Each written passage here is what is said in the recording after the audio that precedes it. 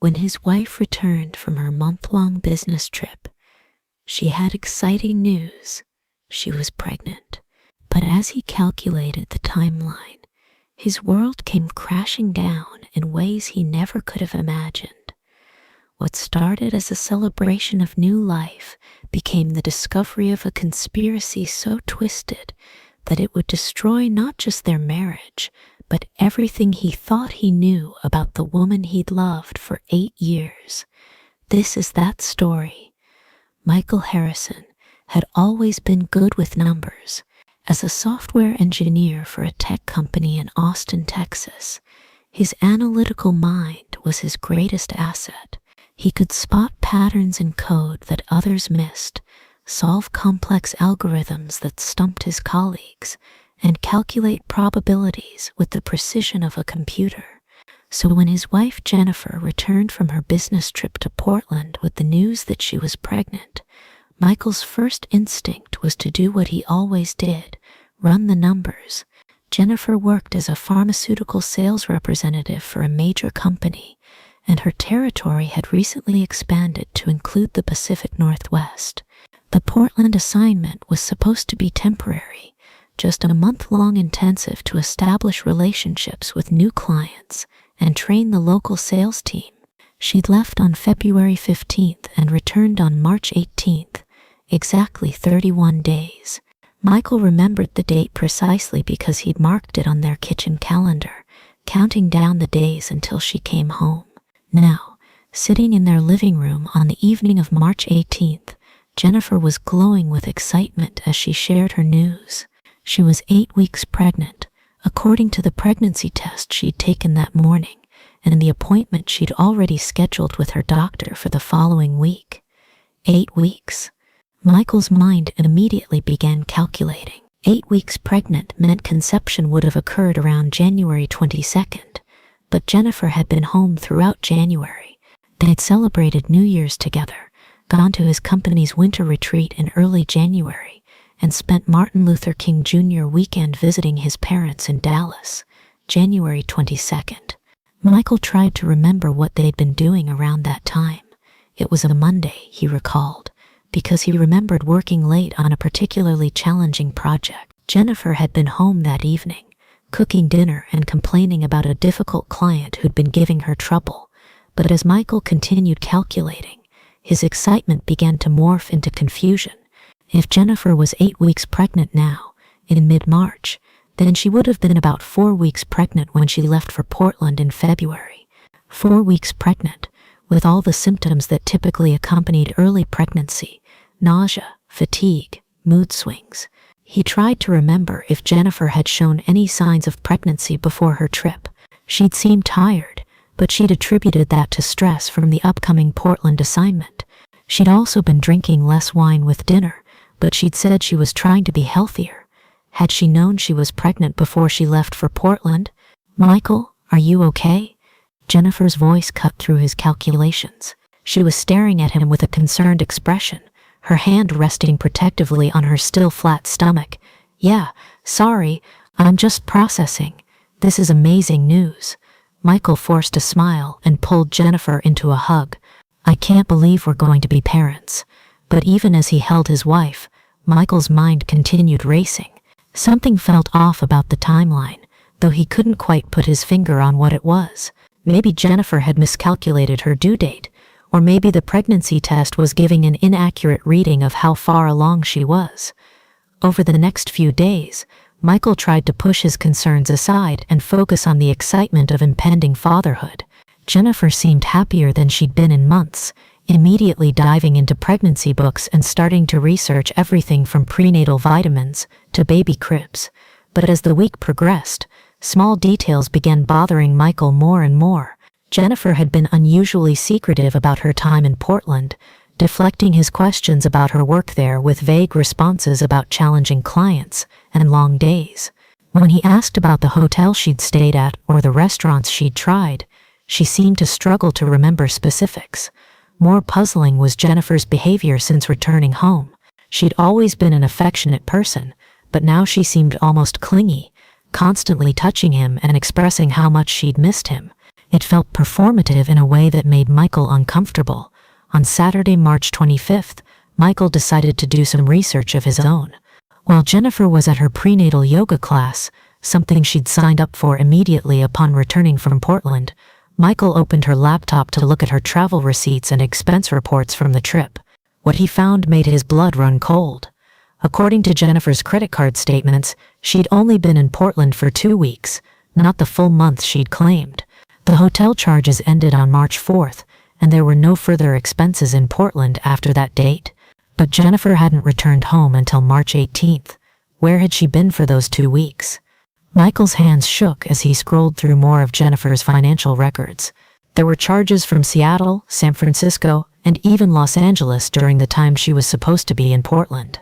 The expenses suggested she'd been traveling extensively throughout the West Coast, staying in expensive hotels and eating at high-end restaurants.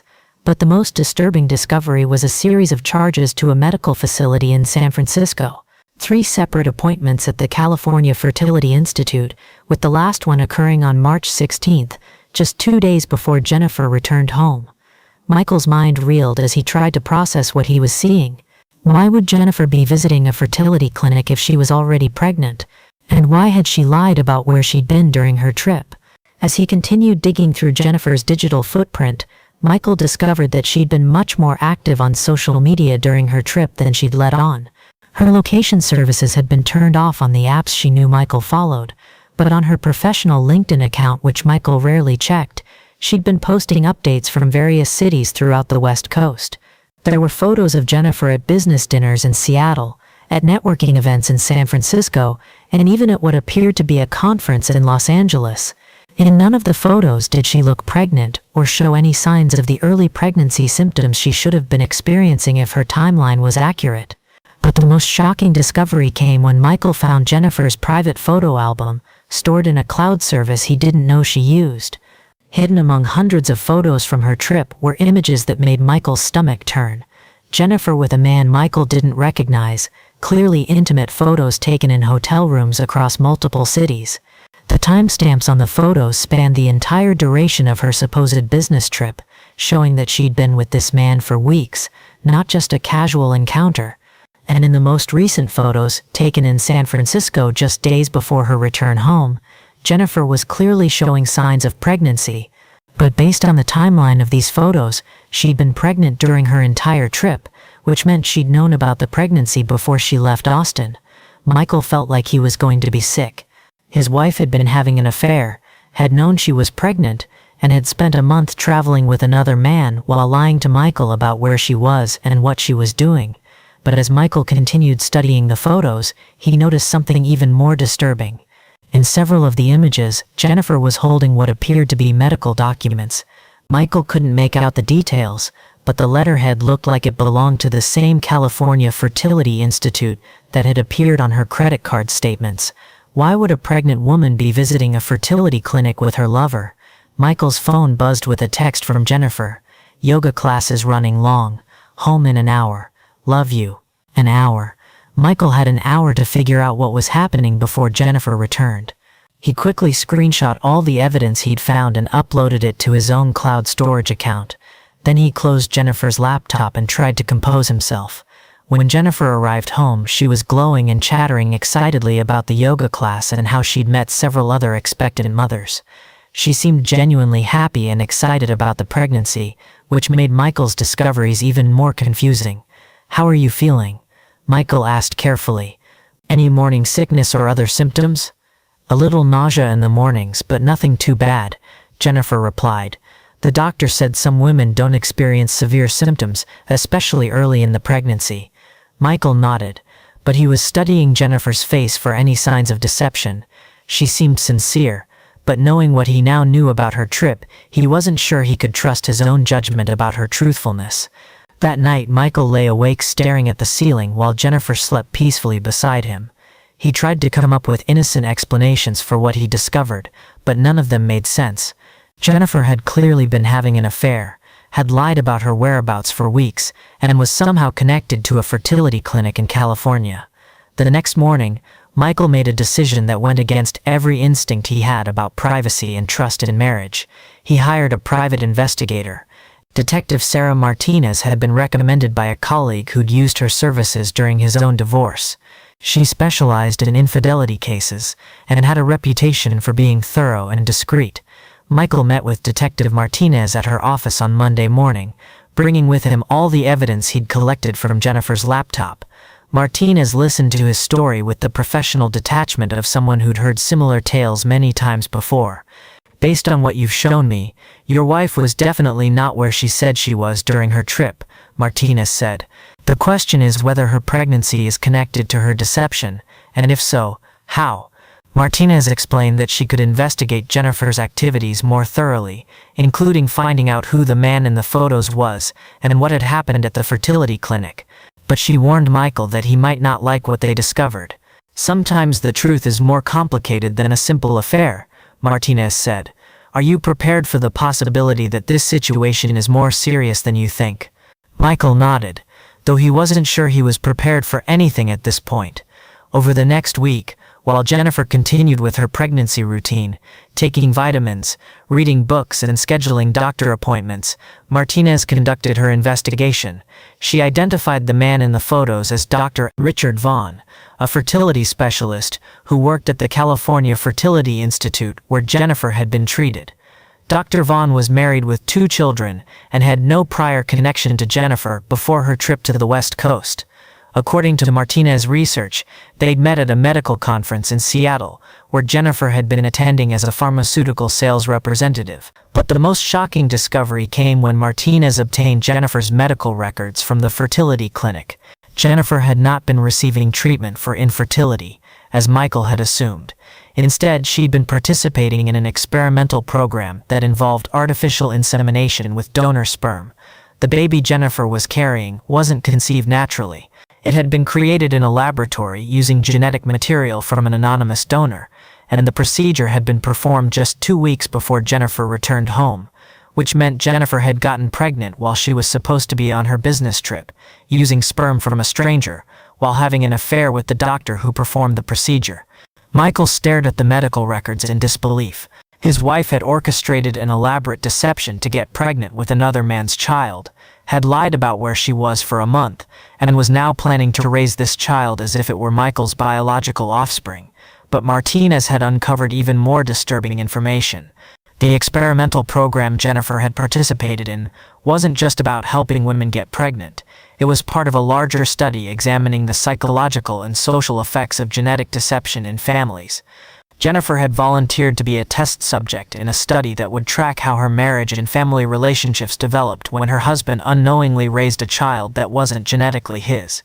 She'd signed consent forms agreeing to regular psychological evaluations and allowing researchers to monitor her family for the next 18 years. Michael's marriage wasn't just being destroyed by infidelity and deception. It was being studied by scientists who wanted to understand how genetic lies affected family dynamics. The consent forms Martinez had obtained showed that Jennifer would be paid $50,000 per year for participating in the study, with bonuses if she successfully maintained the deception for specific time periods. The longer she could keep Michael believing the child was his, the more money she would receive. Michael felt like he was living in a nightmare. The woman he'd loved and trusted for 8 years had turned their marriage into a laboratory experiment, with him as an unwitting test subject. But as Michael continued reading through the research protocols, he discovered something even more sinister. Jennifer wasn't the only participant in this study. There were dozens of women across the country who had enrolled in similar programs, deceiving their husbands and partners as part of ongoing psychological research. The study was being funded by a private research foundation, with connections to several major universities. The researchers were studying everything from paternal bonding, to inheritance patterns, to the long-term psychological effects of genetic deception on families. Michael realized he was part of a massive experiment in human manipulation, and Jennifer was being paid handsomely to destroy their marriage in the name of science. That evening, as Jennifer chatted excitedly about baby names and nursery themes, Michael made his decision. He would confront her with what he'd discovered, but not in the way she might expect. Instead of immediately revealing that he knew about her deception, Michael decided to play along while gathering more evidence.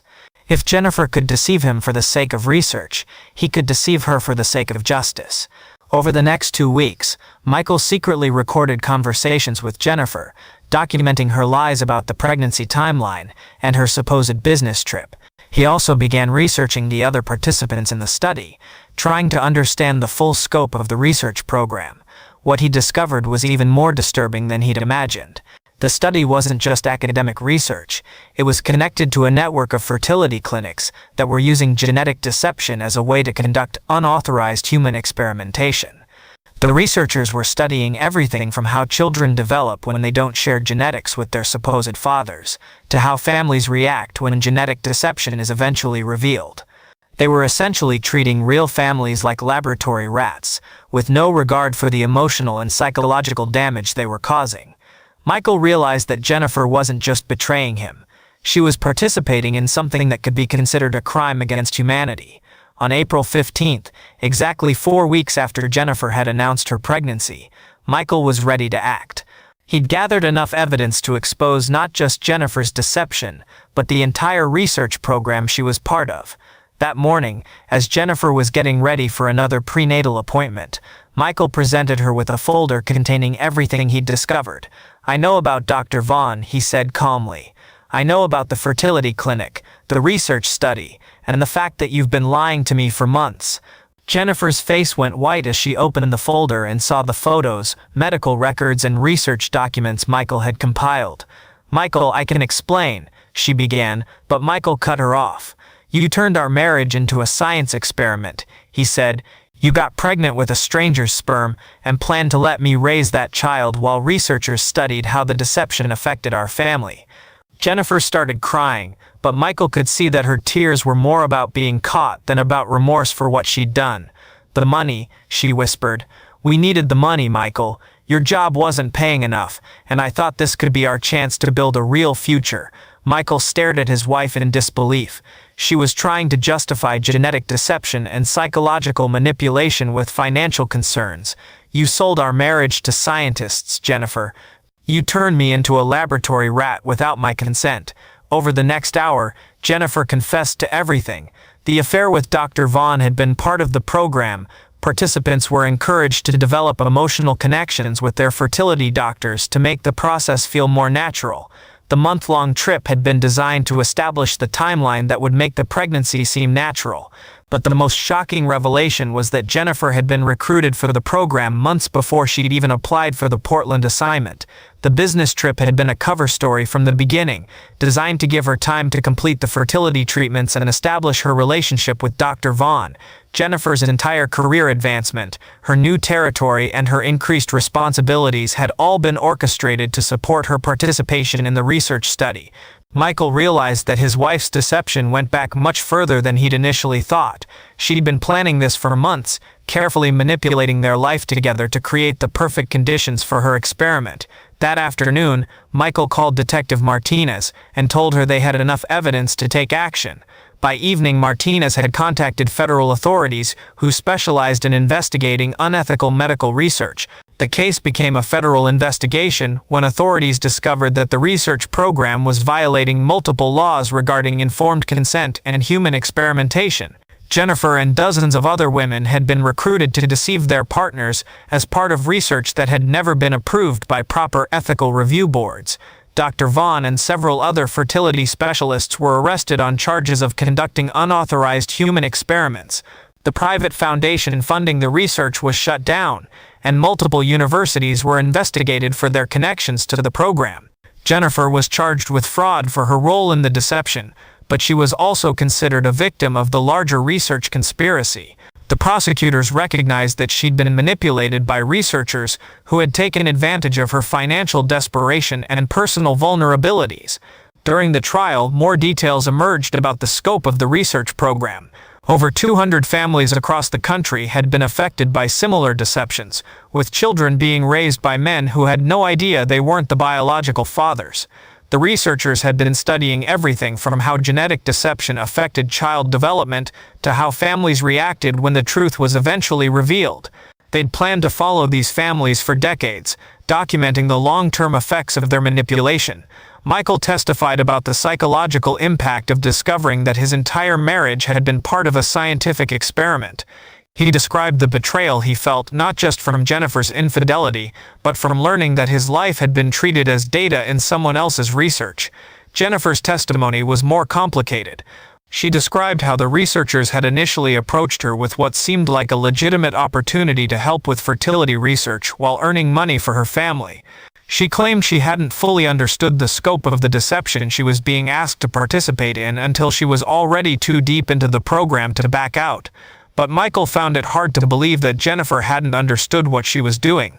The consent forms she'd signed were explicit about the deception involved and the long-term monitoring that would be required. The trial lasted 3 months and resulted in convictions for several of the researchers and fertility doctors involved in the program. Dr. Vaughn received a 10-year sentence for conducting unauthorized human experiments. Jennifer received 3 years probation and was required to pay restitution to Michael for the emotional damage caused by her deception. But for Michael, the legal resolution didn't provide the closure he'd hoped for. His marriage was over, his trust in relationships was shattered, and he would always wonder what other aspects of his life might have been manipulated by people he trusted. 6 months after the trial ended, Michael moved to Denver and started over with a new job and a new life. He underwent extensive therapy to deal with the psychological impact of learning that his marriage had been a lie and that he'd been treated as a test subject without his knowledge. The hardest part was coming to terms with the fact that Jennifer had been willing to sacrifice their relationship and his emotional well-being for money and the approval of researchers who saw him as nothing more than a data point. Michael also struggled with questions about what would have happened if he hadn't discovered the truth. Would Jennifer have maintained the deception for years, raising the child while allowing researchers to study their family? Would she ever have told him the truth? Or would he have lived his entire life unknowing that he was part of someone else's experiment? The research program had been designed to study families like his for 18 years, which meant Jennifer had signed up to lie to him for nearly 2 decades. The magnitude of the deception still took his breath away when he thought about it. A year after moving to Denver, Michael received a letter from Jennifer. She was living in Phoenix with the child, a daughter she'd named Emma. The letter contained photos of the baby and an apology that Michael found inadequate considering the scope of her betrayal. Jennifer wrote about her regrets and her hope that someday Michael might be able to forgive her. She described the challenges of raising Emma alone and her ongoing participation in therapy to deal with her role in the research program. But what struck Michael most about the letter was Jennifer's continued inability to fully grasp the magnitude of what she'd done. She wrote about their marriage problems and her mistakes as if she'd had a simple affair rather than participating in a conspiracy to conduct unauthorized human experiments on her own husband. Michael never responded to the letter. He kept it in a folder with all the other evidence from the case, but he had no desire to maintain any connection to Jennifer or the child she'd conceived as part of her deception. 2 years after the discovery that destroyed his marriage, Michael met Sarah, a teacher who had no idea about his past until he was ready to share it with her. When he finally told Sarah about Jennifer and the research program, she was horrified but supportive. "I can't imagine how betrayed you must have felt," Sarah said, "not just by your wife but by people who were supposed to be conducting legitimate research." Michael appreciated Sarah's understanding, but he still struggled with trust issues that affected their relationship. He found himself constantly questioning whether Sarah's feelings for him were genuine, and he had difficulty believing that anyone could love him without ulterior motives. Therapy helped, but Michael knew that the damage Jennifer had done would affect him for the rest of his life. She hadn't just betrayed their marriage, she'd made him question the authenticity of every relationship he would ever have. The research program's impact extended far beyond Michael's personal experience. The case led to significant changes in how fertility research was regulated and monitored. New laws were passed requiring explicit informed consent from all parties affected by reproductive research, and oversight boards were given greater authority to investigate potential ethical violations. But for the families who had been affected by the program, the legal and regulatory changes provided little comfort. Many of the men who had unknowingly raised children that weren't genetically theirs chose to maintain relationships with those children despite the deception involved in their conception. Others, like Michael, chose to completely sever ties with their former partners and the children born from the program. The researchers had created a situation where there were no good choices, only different types of damage and loss. Michael often wondered about the other families affected by the research program. How many marriages had been destroyed? How many children would grow up knowing they were conceived as part of a scientific experiment? How many people would spend years in therapy trying to recover from betrayals they never could have imagined? The researchers who had designed the program had claimed they were studying important questions about family dynamics and genetic relationships. But Michael believed they had simply satisfied their curiosity at the expense of real people's lives and relationships. 3 years after Jennifer's return from her supposed business trip, Michael was finally able to think about the experience without feeling the crushing weight of betrayal that had initially consumed him. He'd built a new life in Denver, developed a healthy relationship with Sarah, and found ways to channel his experience into advocacy for stronger protections against unethical research. But he would never forget the moment when he realized that his wife's pregnancy timeline didn't add up, and the devastating chain of discoveries that followed. The woman he'd loved and trusted had been willing to turn their marriage into a science experiment, and that betrayal had changed him in ways that could never be completely undone. Jennifer had gotten her exciting news about the pregnancy, but the truth behind that news had destroyed everything they'd built together. In the end, the only thing Michael could do was learn from the experience and try to build something better with someone who actually loved him for who he was, not for what he could provide as a research subject. Sometimes the most devastating betrayals come not from strangers, but from the people we trust most. And sometimes the truth about someone we love can be so shocking that it changes everything we thought we knew about ourselves and our lives. Michael had learned both of those lessons the hard way, but he'd survived them, and that he supposed was the most important discovery of all.